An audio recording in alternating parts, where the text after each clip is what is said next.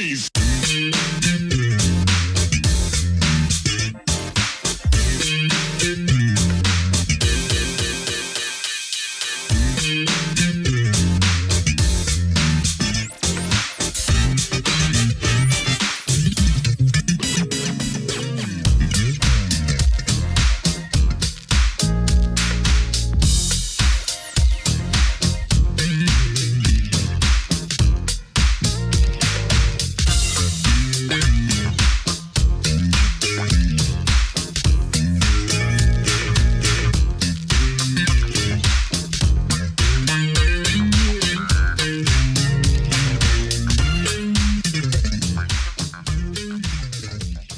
Hello and welcome to another edition of Truth and Rhythm, brought to you by funkateer.net. This is the interview show that gets deep in the pocket with contemporary music's foremost masters of the groove. I'm your host, Scott Dr. Jigs Goldfine, musicologist and author of Everything's on the One, the First Guide to Funk. If you don't have your copy, get on over to Amazon and pick one up. You'll be so glad you did. Whether you're watching the video version of this at funkinstuff.net or on YouTube, or listening to the audio-only podcast version from providers like iTunes and Spotify, as always, I thank you so much for your continued interest and support in the show. Speaking of which, if you haven't already done so, subscribe to the Funk and Stuff channel on YouTube. That's where Truth and Rhythm lives. All kinds of goodies. You'll get early premieres, and it's all free, so make sure you sign up. Tell a friend, tell family. Also, get your official Truth and Rhythm and Funk and Stuff gear at the funkinstuff.net store. Cool stuff like I'm wearing right here. Truth and Rhythm shirts. Show your support and love of the show and also the musicians and the music that they represent. Also want to give a shout out to the Funk Exhibition Center and Hall of Fame in Dayton, Ohio, of which I'm very proud to be an official funk ambassador. Go to thefunkcenter.org to learn more and keep the funk alive. And now, with all that, it's time to get on with the show. Enjoy. And this episode of Truth and Rhythm features one of the deepest purveyors of hardcore funk, who since the 1990s has flown farthest off the mainstream radar, Philip Jones, more commonly referred to as Phil the Funky Instrumentalist, and PTFI for short. With throbbing bass, sputtering synth, and psychedelic guitar, and a sensibility perhaps best described as P-Funk meets Dr. Dre, PTFI has released 5 albums of his own and produced several for other artists. All of them are wall-to-wall heavy funk. His latest, The Future Is Now 2020, came out the first of the year. Phil, how are you, man? So glad to have you. Hey, man, it is definitely a pleasure and honor to be a part of this interview process with you. We had to iron out those certain noses that were on the way, trying to just get in our way from preventing this from happening, but with a little funk and teleky, we overcame it. So it's all good, my man. No doubt. Got to keep that syndrome at bay. So we're going to talk a lot of funkism, so I'm ready for this. Let's get it, man. Very cool. And, you know, I told you this off air, but I'm a big fan. You've been keeping it real all this time. And, you know, true funkateers like myself, that just touches my heart. So thank you. No, you know what? And let me reciprocate that, because that's why I do it for folks just like you. I'm not trying to appeal to the mainstream or try to get that hit and retire off of having a one hit wonder. No, I like doing what I do because of folks like you and those that listen to the funk and that will always be there for me. I like it when people express themselves, when they hear some of my music that I do. It's like, man, that stuff is kind of hidden. I said, yeah. And they would tell me something crazy like funk is dead. And I'm like, no, funk is not dead. It may have evolved a little, but it's not dead. So thank you too. That's all I got to say on that. Yeah, thank the Lord it's not dead, because I don't know what I would do. Yeah, I mean, even, you know, with the pop music that's happening now and the stuff that my daughter listens to, and I can still feel a little funk in the background, but as you listen to my music, I like to bring it right to your face and say, here it is, and just hit you with it over and over again. So that's part of my whole theory of electro-hypnotic bump music, is to try to get you in a trance of the funk. We got all this EDM stuff, but I want to make sure it's a trance of the funk when we got this stuff coming over and over again to you. Yeah, I mean that was kind of the double-edged sword. We could go off on this kind of stuff forever, I'm sure, but that was a kind of double-edged sword when funk kind of, really went in the background, in the mid late '80s. Then it kind of like, in a way, sort of went mainstream, and that it filtered through all these other ways, through a lot of contemporary music, through Hmm. TV commercials and movies, and all this stuff. It sort of got more ingrained in the culture, but also got pushed to the side, in terms of uncut funk. Right, and it's the DNA of it all. I mean, you're an old time funketeer like myself. We remember songs like what was that song? We are those party people. I was like, what the heck are they doing? That Right. was the attempt of disco at the time, right? That it still had that funk in it, but if you really listen to it, he was going with the trends of the times. So I understand that, I get it.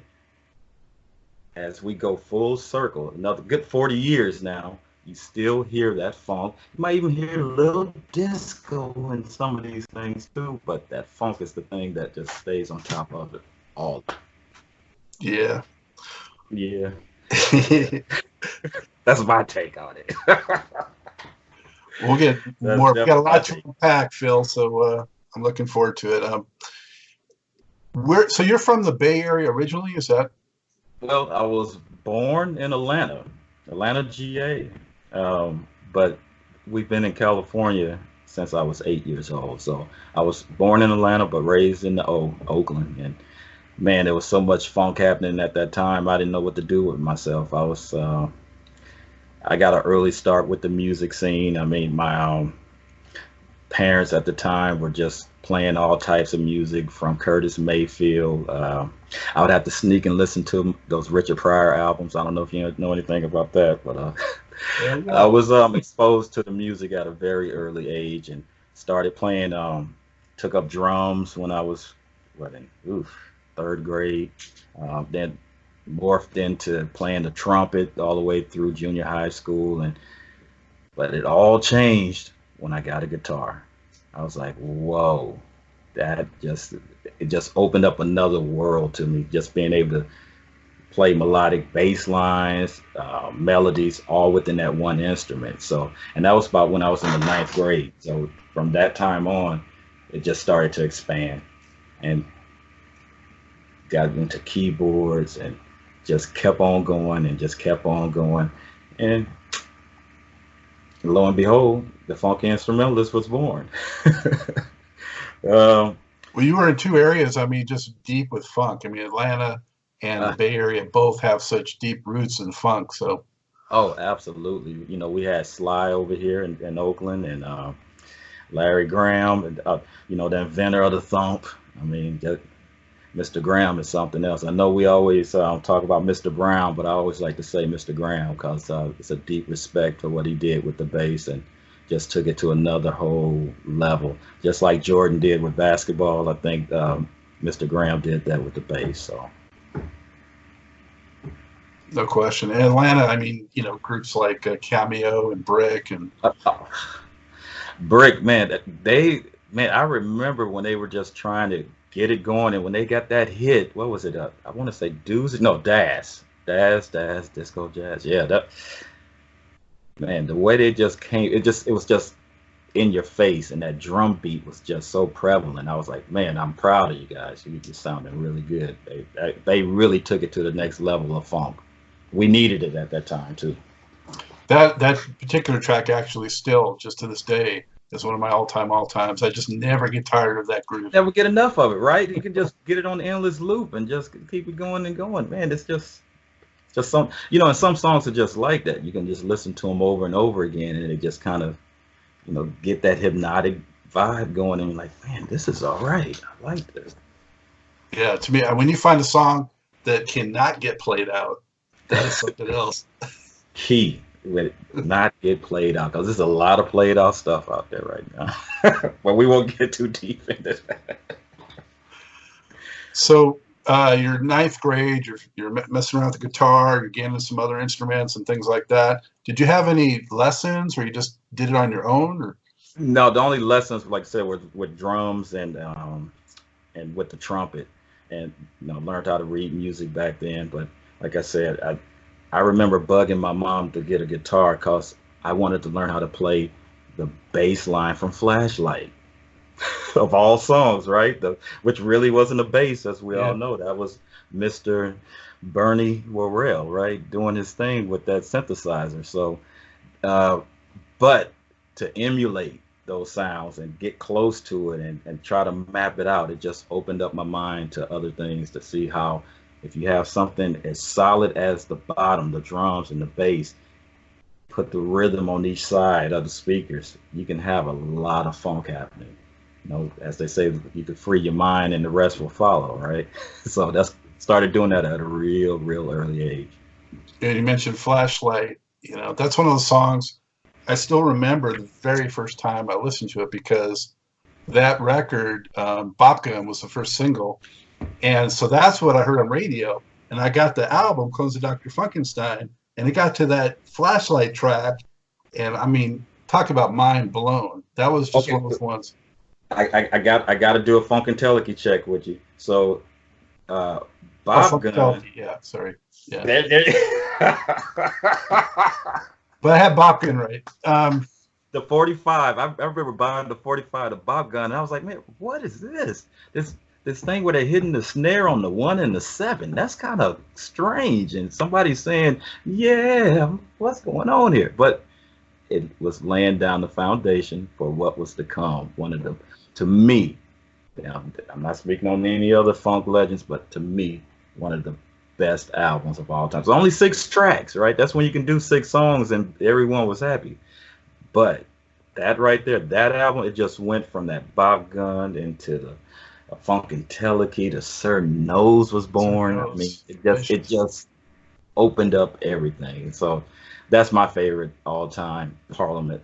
I'll say Parliament album because you know we got so many versions of the funk. So I'll say that was my all time Parliament album. Yeah. And it just got going and I had the comic book in there. You can look in and see what was happening. Like, man, let me listen to this. Let me read this while I'm listening to this song. And let me look at this because we didn't have the videos, right? Like how all the kids have now. I mean, the video's out before the album is out these days, right? So for us, we had to use our minds and our imaginations to make sure that we wanted to follow along with this crazy concept. You know, you had Dr. Funkenstein, Star Child, trying to. That one introduced Sir Nose too. That whole. Right. And they were going to do battle with Sir Nose. So, and at that time, I couldn't really figure it all out. But when you look at it and kind of step back, it was the all-time battle, good versus evil, right? So, so we had that, and I was sprung ever since. Did we talk about the time when, since we're talking about this funk stuff, how I got my funk, what my first Parliament album, not album, I'm sorry, first Parliament concert. Did we talk about that last week?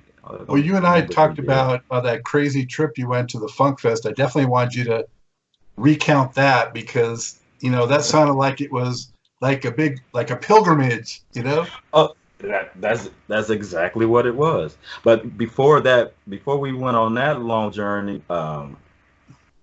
I remember seeing Parliament from what I was in the 6th grade, so I got to go back a little bit.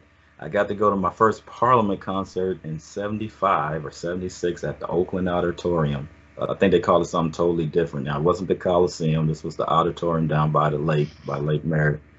And that was something, I didn't understand what was happening. I mean, they were doing crazy stuff on stage that my mind couldn't even comprehend it.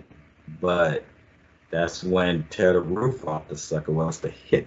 It was right before they were gearing up to start doing the Mothership tours where they would land the Mothership. This was pre-Mothership. So they were up there just doing their thing and acting crazy and smoking all type of stuff and having a blast on stage. But I didn't really understand it. But I think that was one of the first times. No, that was the first time. Huh? Who took you to that? I got my it was 2 of us that went, no, 3 of us that went. I remember taking a picture out front. I believe one of the moms or dads dropped us off. It's kind of a blur, but we got dropped off. We didn't have any adult supervision at this concert. But something must have made you want to go to it. I mean, how'd you get turned on to it? the Mothership Connection album. Just listening to that thing over and over again, getting the early spanking at the age of what is it, 13 maybe? Yeah, 13, 12, 13, yeah. And listen to the first track, P Funk. When it comes in, it sounds like a DJ talking to you. I'm like, what is this? This is not normal music that I'm hearing compared to everything else that was happening at the time. And then to go into the heavy Star Child and it just was taking me on a trip. They didn't have any cartoons or anything, no notebooks or anything or posters included with that, but it was taking your ears on a trip, and I hadn't heard anything like it, and that's why I wanted to go see them. Now, and I know that live concerts are totally different than what you get on wax or the studio version. So it was very eye opening for me. So when I heard they were coming back to do the landing of the mothership, I want to say that was in 77. Yeah, Take Funk to Heaven in 77. That's when I truly got turned out. Because when they landed that spaceship, the only groups are doing stuff even remotely close to that were they label mates, Kiss at the time, doing all, it's just rock groups having that big extravaganza of a concert. And that right there, I was like, okay, this is it. I know what I want to do. But now you took a bus all the way down from. Now that's a different. Now that's okay. Yeah, see, that's what I'm saying. That was a different one. See, I'm giving you the whole pilgrimage of how we did. So after that, you're talking about the funk. What, I can't even think of the name now, but it was the Funk Fest. It was the Funk Fest at the L.A. Coliseum, and that was crazy. My play brother, he wanted to go. I wanted to go. It was in L.A. His mom, Lady PJ, she got us tickets, but it was in L.A. Right? So let me tell you how we raised the money to get down there. It was funny. I don't think I told you this part of the story. So 2 nights before the show, we actually did a house party, and we charged everybody $1 to get in. We didn't have no real DJing equipment or anything, so we took one turntable from his mom's stereo and took one from my mom's stereo. We put them together. We didn't even have a crossfader. We would just let the song fade out and start the other one. It was crazy, but it worked, and everybody liked it. We made enough money so we can have some spending money, buy our own little bus ticket, and our parents at the time. I mean, I would ever think of letting my little baby girl go to LA on the bus at the age of 15, 14 years old. But they trusted us. We were responsible. They saw that we knew how to earn a little money and for something we really wanted to do. And we went, man. And then that was when the Motor Booty affair, where they had the Big Bird come out then and had all of the underwater effects going. Boosie was there. Rick James was there. The Brides. It was just too much funk, man. It started early in the day, like around 1 o'clock in the afternoon, and didn't end till almost 1 o'clock in the morning. And we almost missed the bus to get back. We would have got in big trouble if we missed that bus because we had to leave before Parliament was Funkadelic was even off the stage. So as they were still up there doing our thing, we had to go get on the bus, and we made it back. So, but that was crazy. That's awesome. That's a fantastic story, and oh man, a lot of people don't know that story, so that's a good one, man. But it was very inspiring. I bet you were just on a funk high that whole bus ride back. Exactly, and that was before that was truly a natural funk high. I mean, it was out of this world, and then I want to say the following weekend. They had the Funk Fest up in Oakland, and we ended up going to that too. So it wasn't the same as the one in LA, but it was just as funky, and it was another mind-blowing experience, man. So the early, I always like to say I was a teenager on the mothership, because around that time I was truly a teenager on the mothership, and I was just riding it for the funk of it, because that was just, it was It was a way of life, and the rest is history. But we could pick We're, up after that, though. we're all clones, man, from that era, Absolutely. and I don't know if you can see back there, but that's the Mothership Connection album, Oh, the gold one? the gold one. Yeah, and that's Okay. an original, authentic one that I got my hands on. But that was the first record too that turned me on to the whole thing, illuminated me, and what you're saying about hearing it, how it's different, everything. I mean, it's just the exact same experience, and I didn't get to see him that early on, so I kind of envy that you saw him that soon. But that was my first Parliament record, and then it was a while later when I discovered, there's also Funkadelic. Yeah. Hardcore Jollies was the first Funkadelic I think I got my hands on. You know what? I think that's when I start. What made me start to go back is when they landed that Mothership and they were doing all those songs from off of Funkadelic albums, and I was like, wait a minute, that's not on the Parliament album. So I ended up going back and digging and becoming a crate digger, just going to the record stores trying to find the albums and stuff. I'm like, whoa, they did this too. So yeah, I think a lot of people went through that same type of finding the funk, because they had the hit with that Mothership Connection. I mean, they also had a hit with Chocolate City, but Up from the Downstroke. Yeah, but nothing like that Mothership Connection album. Nothing at all. It was it's tough. It's tough to touch it to this day. I mean, it's just so many things were happening. I don't think they knew half the stuff they were doing. But that's the DNA of a lot of the stuff that I do. I mean, I'll say it with a big smile on my face, because I like to have it in most of the stuff I do. I mean, I adventure and do other type of stuff too, but I always like for it to have that umph in it, and that's usually the funk. Yeah. What helped me discover some of the older stuff was there was a DJ in Los Angeles who saw out there doing it called the Shell of LA, and he would, at house parties, he would break out, deep cuts. And I remember one time at one of those house parties hearing "Get Off Your Ass and Jam," and I was like, so it's like, wow, I got to go back and get all these, and I did. Then I was on a mission to get every single one. And then as times changed, not to fast forward too much, but when CDs started coming out, I needed to get them all over again, because I wanted to have a nice, crispy, clean version of all that stuff. So it's just like the whole theory with funk never dies. It may evolve, but it never dies. Yeah. So Flashlight was like the first real groove that you kind of taught yourself, and pretty much and I'm sure I was playing it wrong. Probably still play it wrong to this day, because it sounds like a real simple line, but it's so many twists and turns of the knobs that Bernie's doing all the way through. So much respect. Like, as you can see, Moog, that's the keyboard of choice these days. So, and I just pronounced it wrong. A lot of people think it's pronounced Moog. It's Moog. And that's Bob Moog, the inventor of the keyboard that Bernie just tears apart when you listen to some of these classic P-Funk albums and riffs. It's through that. The DNA is right in here. This thing right here, that Moog keyboard, it's a monster.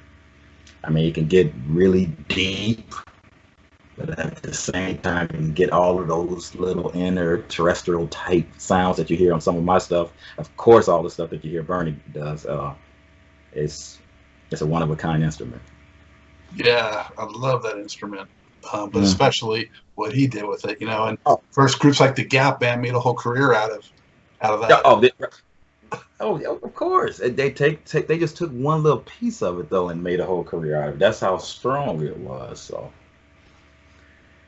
yeah. So aside from the P, what other musical influences or sort of heroes did you have? Let's see here.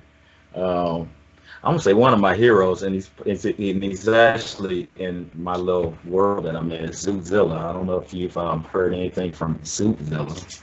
I know you heard of Bootzilla, but bam, that's what I'm supposed to say.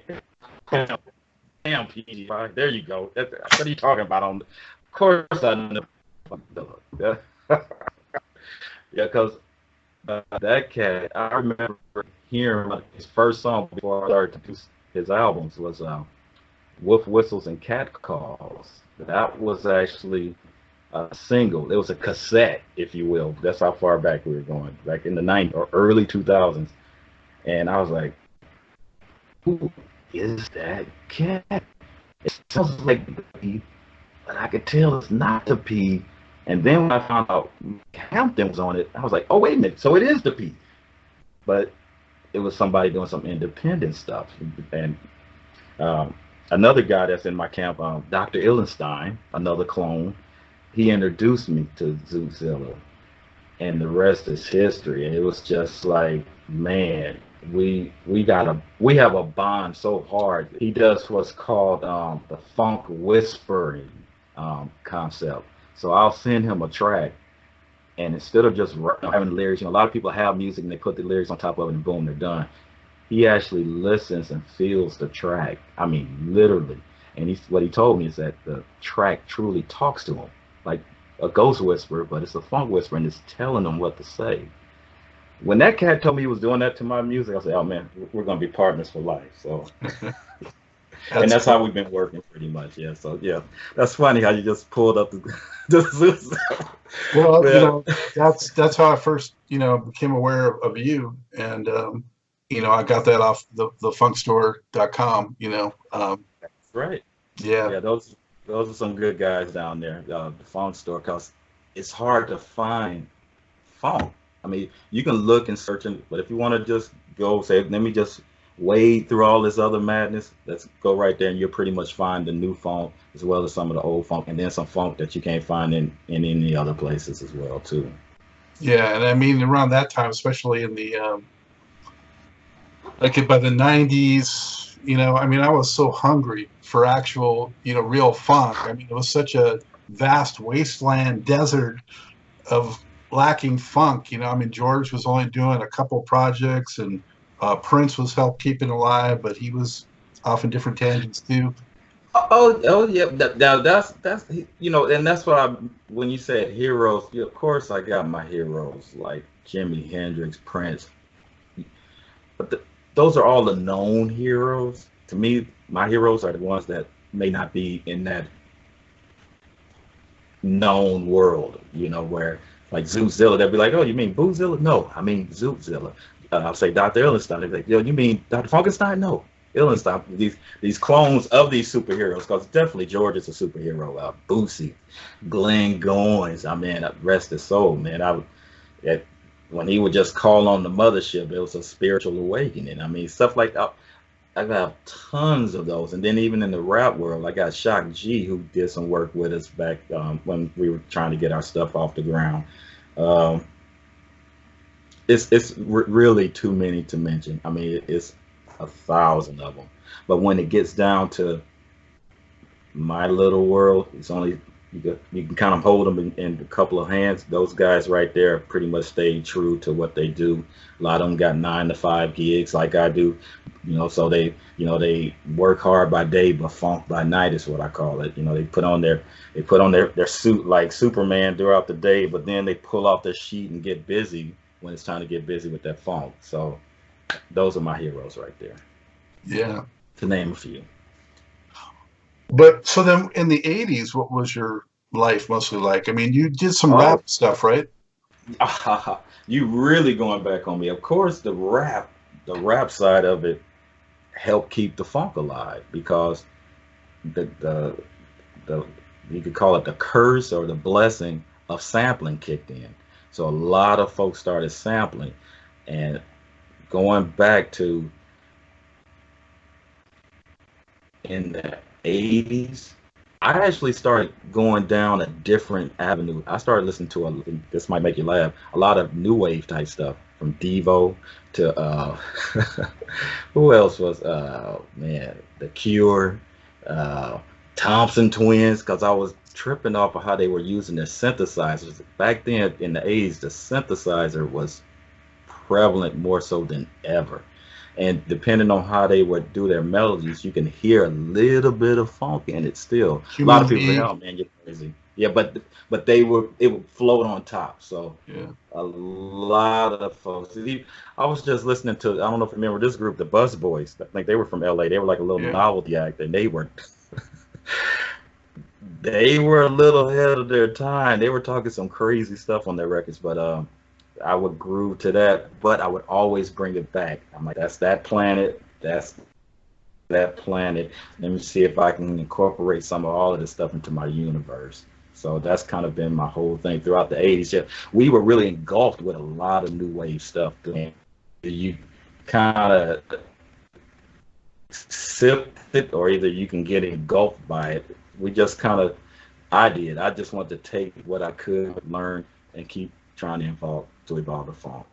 There was a lot of funk that went through the new wave if you listen to it, like Human League, Talking Heads, Depeche Mode. Human League, right? Yes, right. There was some funk in that stuff, but people would say, "Well, no, that wasn't funk, man. How can you call that funk?"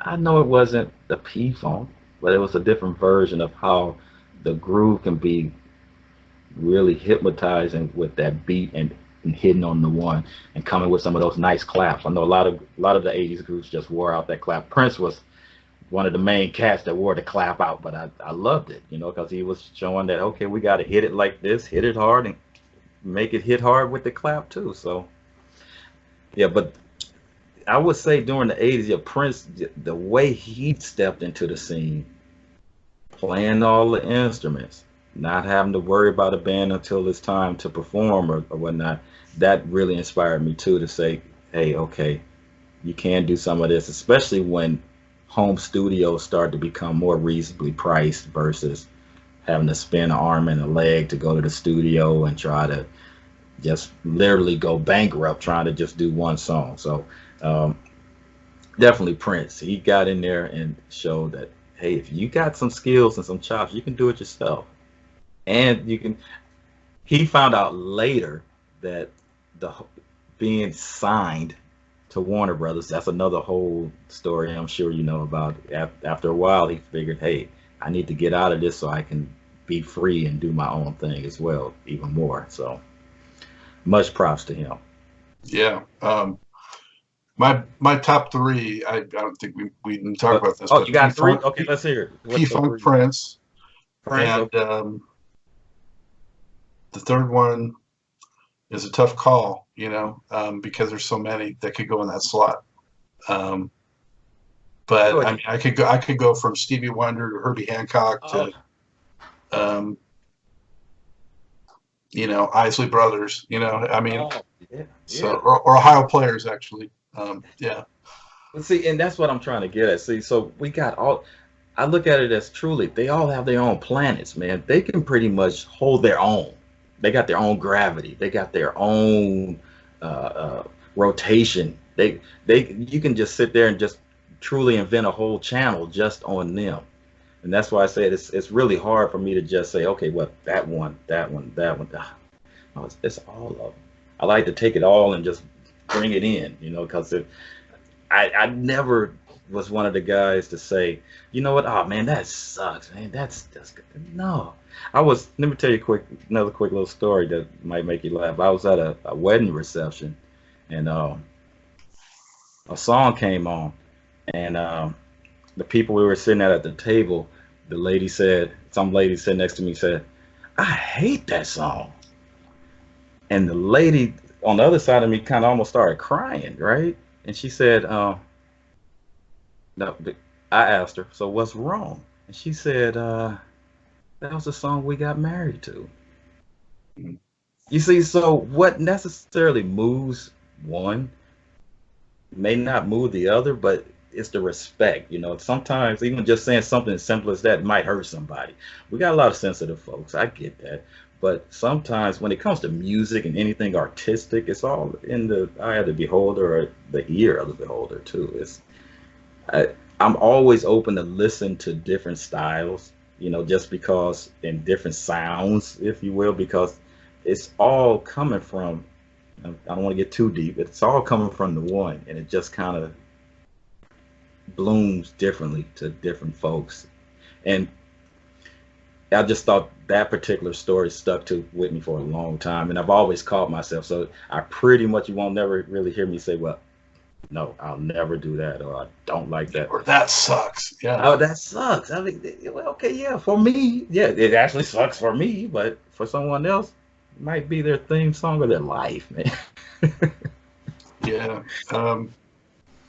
No, that's good words to live by. And you know what? I found in doing this show that just about all the musicians, no matter how deep they are in any one genre, the commonality is they're open vessels to like such a wide range of sounds and styles. And because of that, it's enriched what they do so much Mm, because they mm, bring little pieces of that into what they do, and that helps make it more unique and also fosters more innovation. absolutely, absolutely. I was watching one of your interviews with the guy from Slapback. Man, I All dig right. that. Yeah. Oh, that cat, man. He's a hero. Yeah, let me just say that. I know he's been through a lot. I think his house burned down if I'm or something in the studio, and he's still being true to himself, man, with his music. So that says a lot, man. So much props to that guy right there. I think I have. Hold on a second. Uh, does this look familiar? Oh yeah, yeah. It's like that. This, Definitely. yeah. Yeah. You Have you know. ever seen that video he has on YouTube where he lays down all the parts to Word Up? Oh no, no. Very Yeah, cool. I haven't seen. I haven't seen that. I bet that's interesting. He cut them all. He cuts them all together with him doing all the different parts, and it sounds amazing.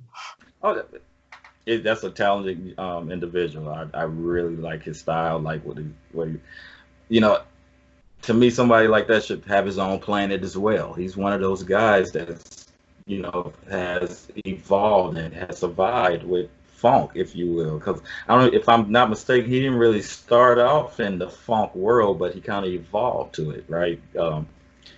I think he's And man, more, yeah, more we of a got some good rock product. kind of guy. Oh, I'm sorry, say that again. I think he might have been more off on the rock direction originally, yeah, and then he ended up in funk. Right, right, Yeah. right.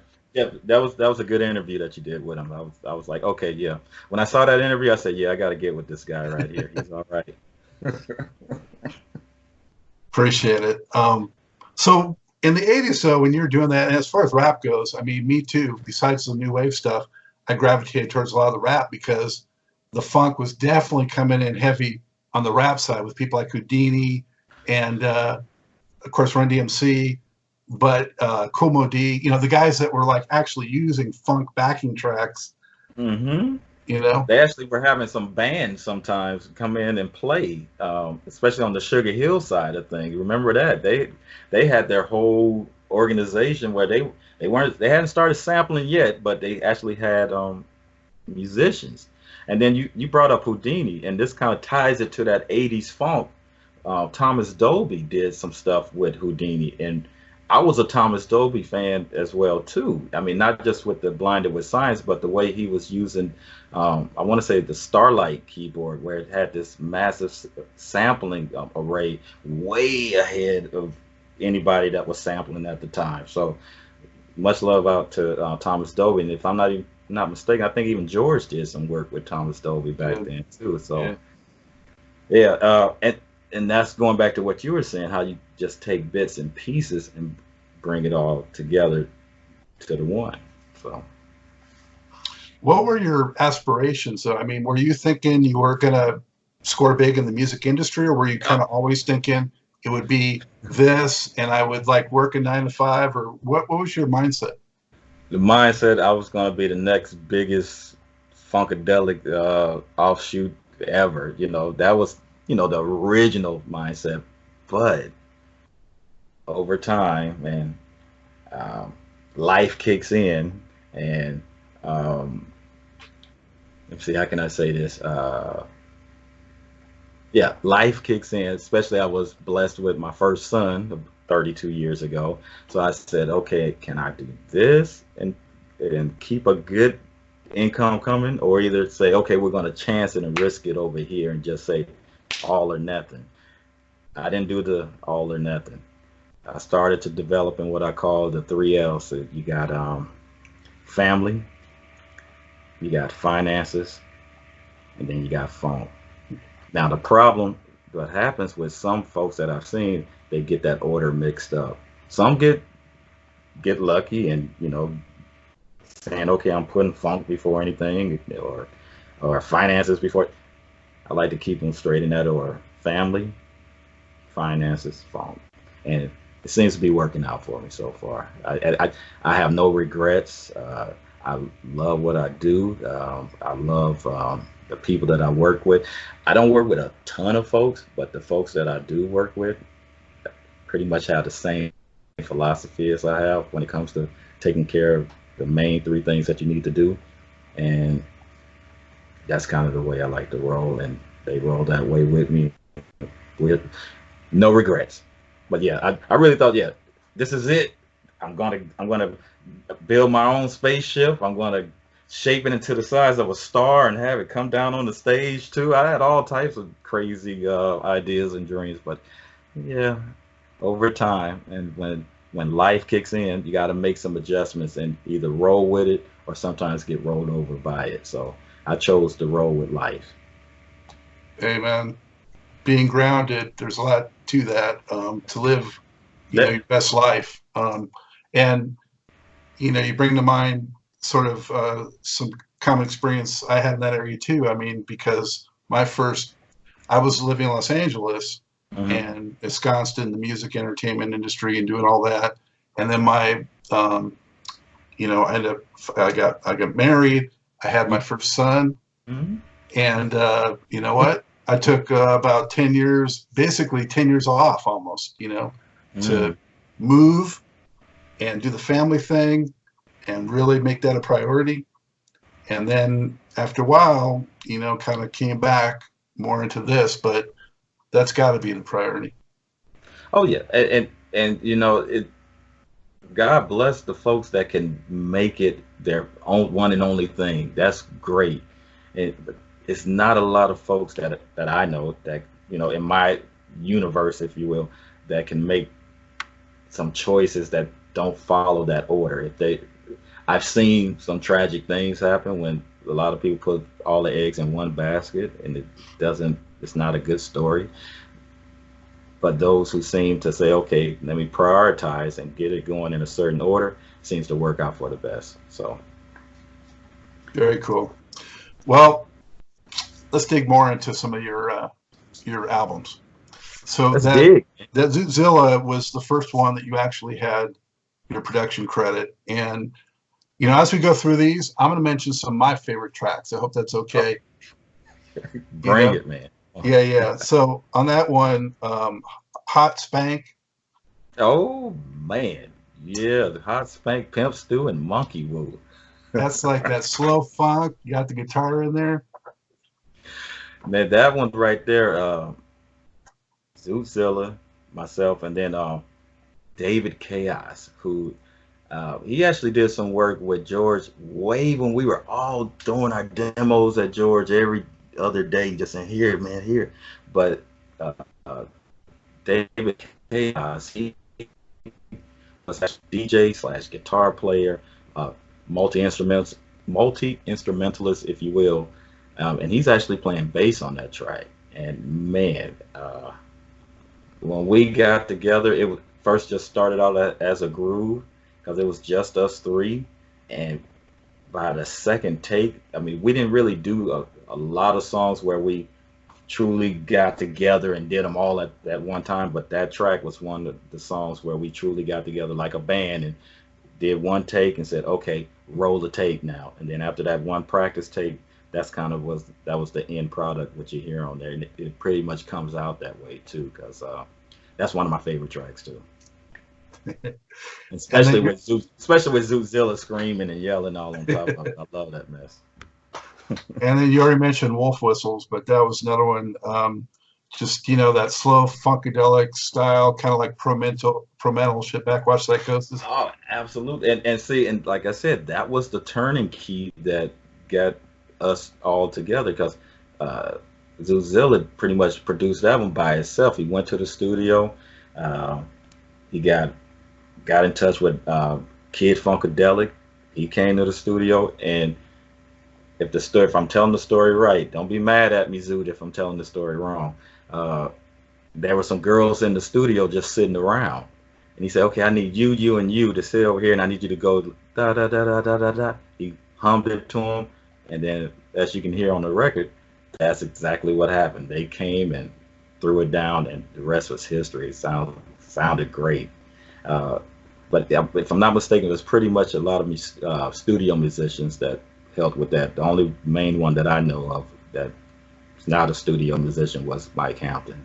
And of course, he just played the hell out of that guitar solo all over, from the beginning all the way to the end. So, Yeah, so and there's people that's going to be watching, listening to this, and this may very likely be off their radar, but I want to bring it onto their radar, because in that yeah. track, I mean, if you're watching or listening to this and you dig stuff like Sir Nose or Pro Mental or any of that slower, deep, hypnotic kind of funkadelic Parliament stuff, you got to check this out.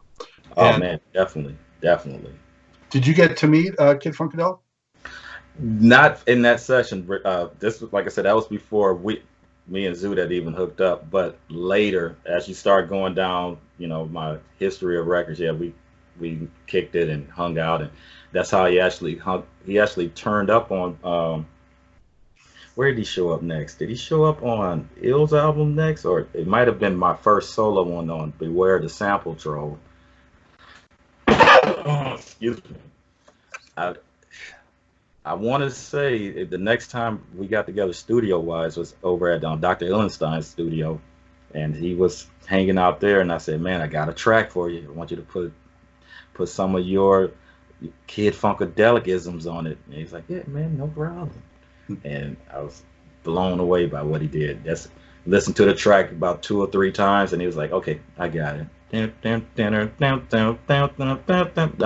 A lot of people may not know this, but Mike is one hell of a rhythm guitar player. We know him for his solos, right? And all just maggot brain and just scaling all over. But when it comes to that rhythm, those rhythm tracks, he's a beast, man. I seeing him do it live too, and a little inside note, he actually was playing my guitar on that too. So that was another a lifetime achievement for me to get Kid Funkadelic to play my guitar, right? So that was pretty awesome.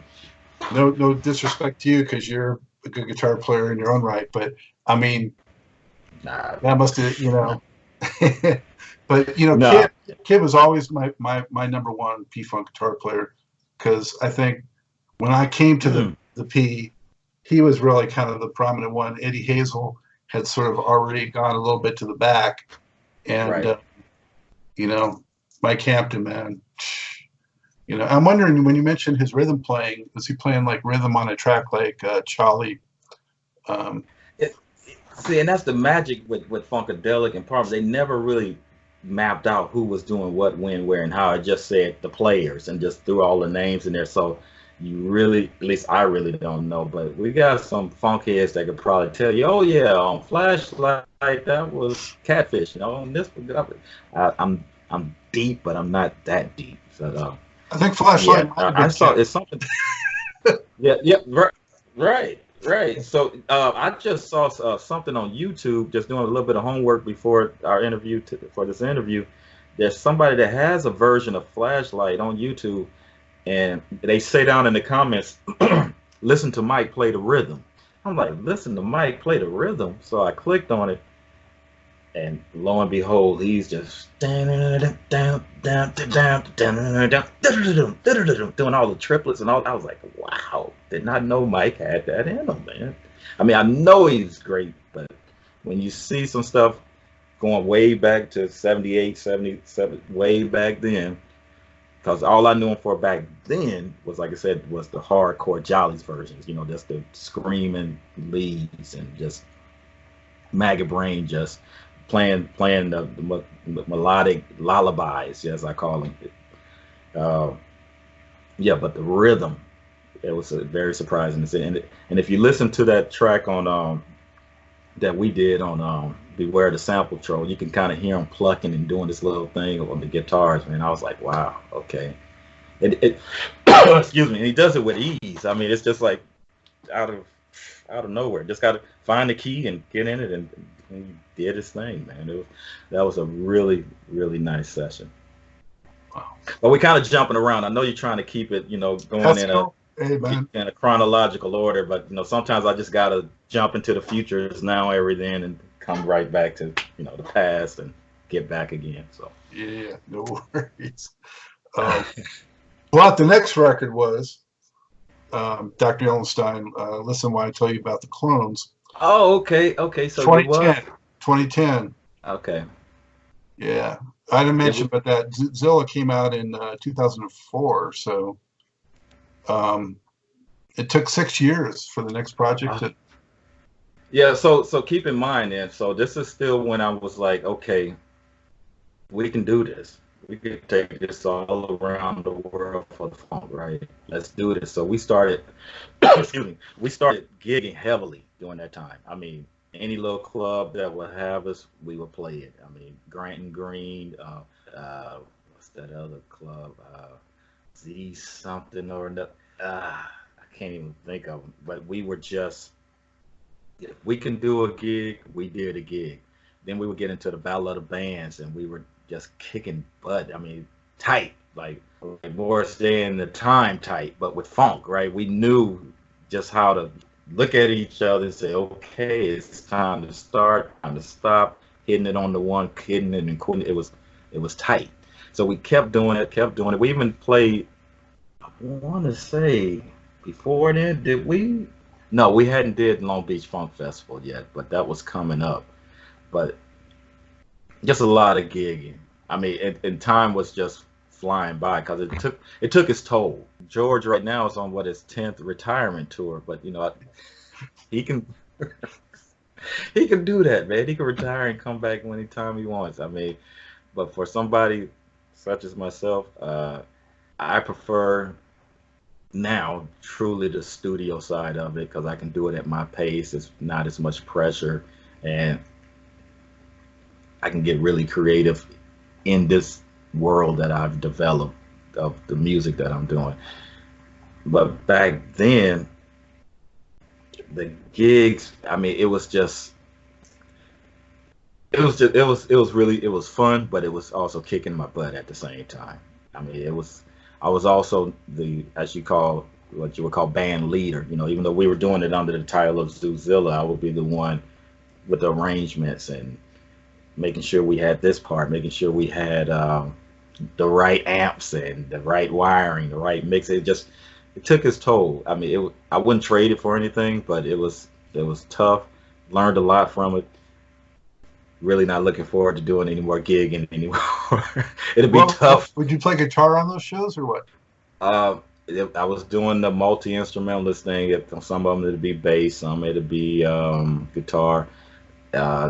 Even keyboards. It would be like a revolving stage. I couldn't just be on one instrument the whole gig. That never worked for me.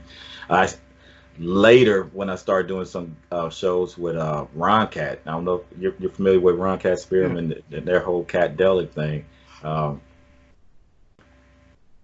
That guy, he reminds me a lot of James Brown. His shows would be like 4 or 5 hours long, man. I mean, when you were finished with one of his shows, be ready to go take a nap because he would wear it out. But it was a good dude though. But it was just, then that took its toll too. So much props to all those that continually do the gigging.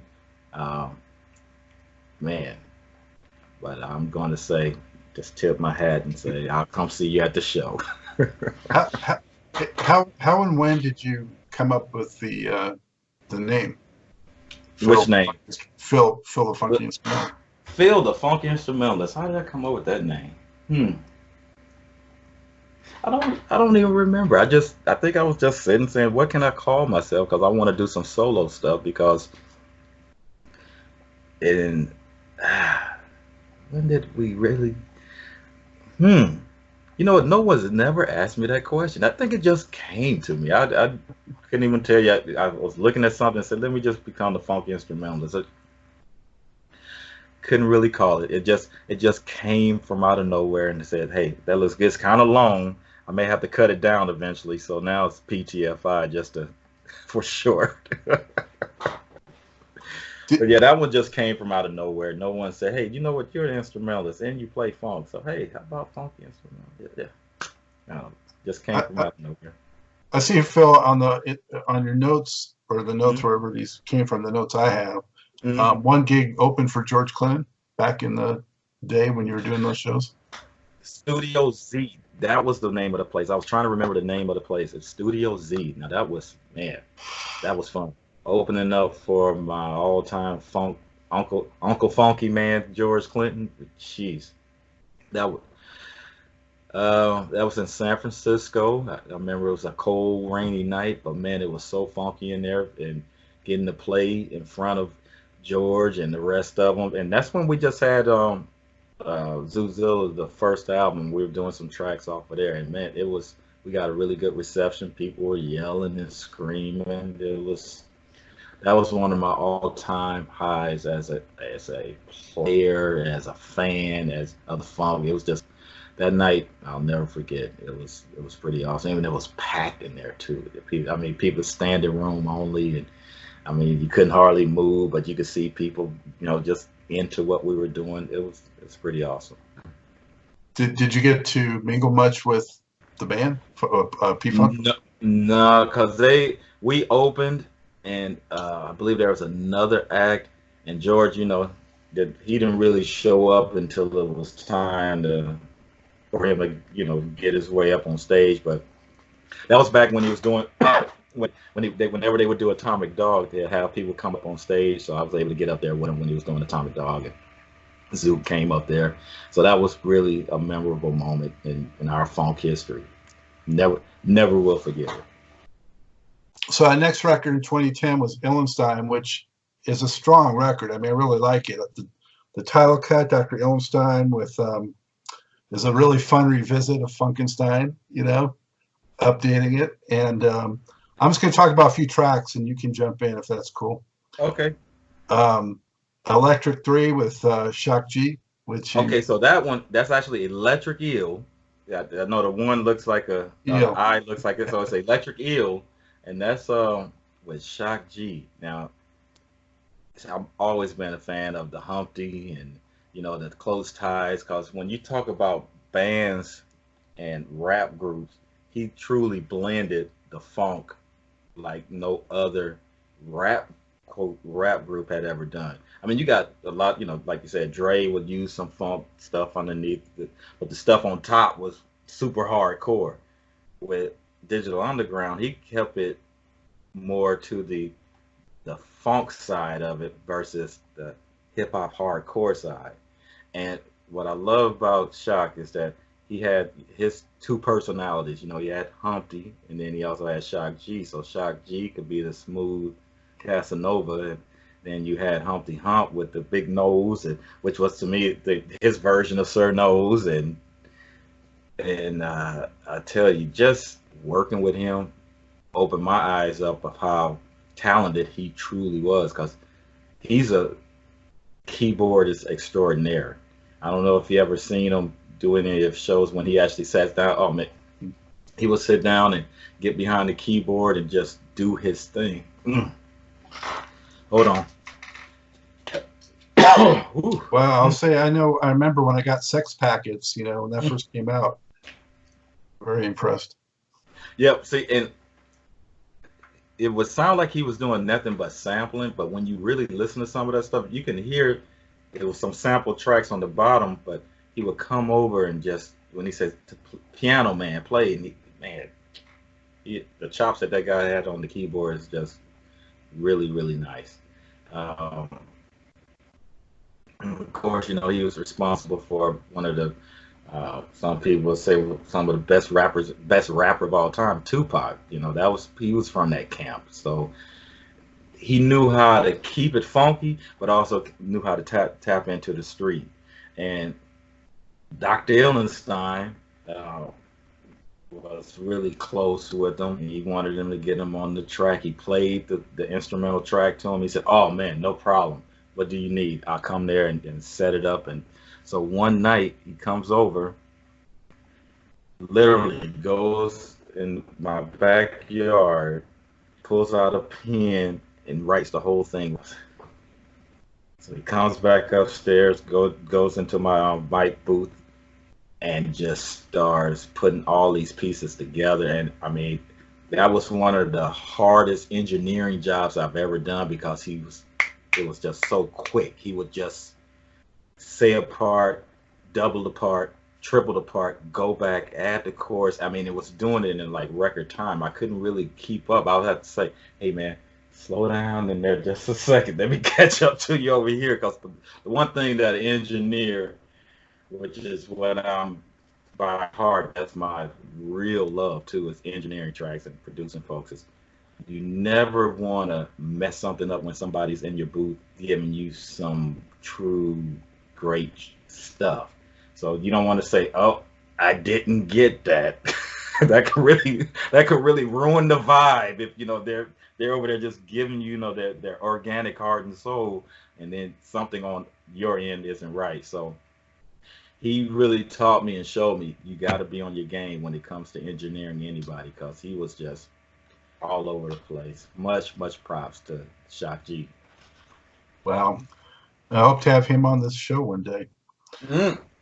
Hey, you know what? I bet he will enjoy doing it because he's evolved to something else already. I mean, I've talked to him when Pedro Bell passed not too long ago, and we had Shock G call down to Ricky Vincent's History of Funk station, and he was giving us this whole breakdown of Rumpelstiltskin, of how it's using these what he called beautiful chords in the background, and he had like the 17 steps of Rumpelstiltskin. I was like, man, we got to say that for another show, Shock, because that will be deep. So that might be something that you and him can talk about, and I guarantee you it'll be worth your while. Nice. Definitely look forward to that. Moving down the line on this record, Clones was really hot. Oh man, that originally Illenstein played that for Shock, and he said when Shock heard that track, he jumped out of the car and just started running around in circles because it just slapped him so hard. But another friend of mine, his name's Prothro, ended up putting it together vocally, and we ended up using him because Shock really liked the excuse me, that electric eel concept more so over the Clones concept. So, but yeah, Clones was it's a thumper. Yeah. Ooh, and then also So Mundane, which to me, I hear a lot of Prince influence in that one. I think of like Irresistible Bitch, like that kind of stuff. Yeah, that's Stephen Free. That's another talented guy that I was working with. He actually has like 3 CDs out, and that was before iTunes had really taken off, right? Where iTunes, you can get pretty much anything through Apple Music or Spotify. He's a multi-instrumentalist guy. I haven't talked to Stephen in a while, but very talented individual. That's him doing all the vocals and doing pretty much everything. And he wanted to be a part of this project because if you look at the whole Illenstein concept on that album, it's almost like a compilation of everything and everybody who I was working with at the time, and he was one of them. And Tapping In, I love the space bass going on in that one. Yeah, Tapping In. That was let me see. That's Illenstein on the bass, and I think if I'm not mistaken, that's me doing all the other instruments on that thing. Yeah, that was a crazy track. So when these records came out, like Illenstein, I mean, how did you try to promote them, and what were you hoping might happen with them? At that time, truly just trying to get them into the local stores. I don't know if you've heard of Amoeba music store up here. Send some to the funk store. Go through Ricky Vincent, who's the professor over here, funk. We love him dearly. We put some of his stuff. Oh, there you go. The funk book, yes. Um, and just do the local channels. It was really no heavy push to say, okay, let's tour with this, because it was way too many different artists that we were dealing with at the time. Mm. But that record also had Trey Lude. Ah, the son of George Clinton. Yeah. Once again, Illenstein was connected to all these folks. He was kind of like my glue to bring a lot of the funk world together into our world. So messing with that guy, he's unique. I'm telling you, it's let me just say that he is one of the most unique people that you can meet, musically or just in general. He's just all over the place, very lovable guy.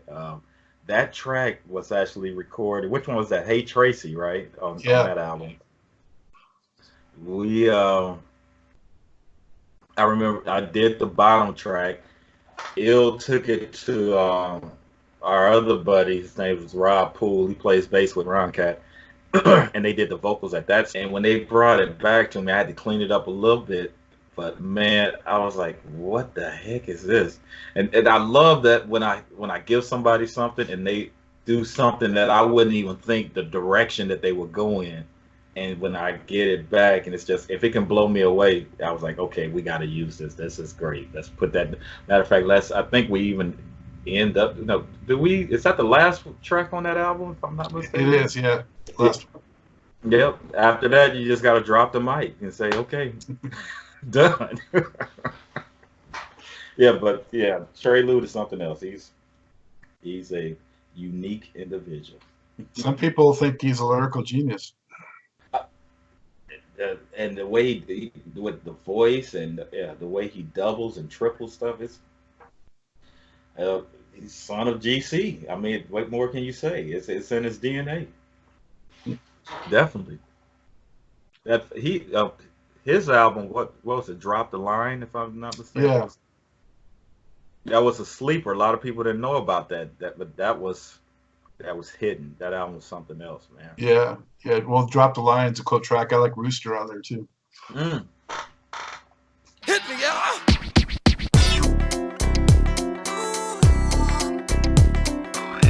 Y'all better take some insurance out on your booty tonight. Because we are not responsible. Ain't it fucking that?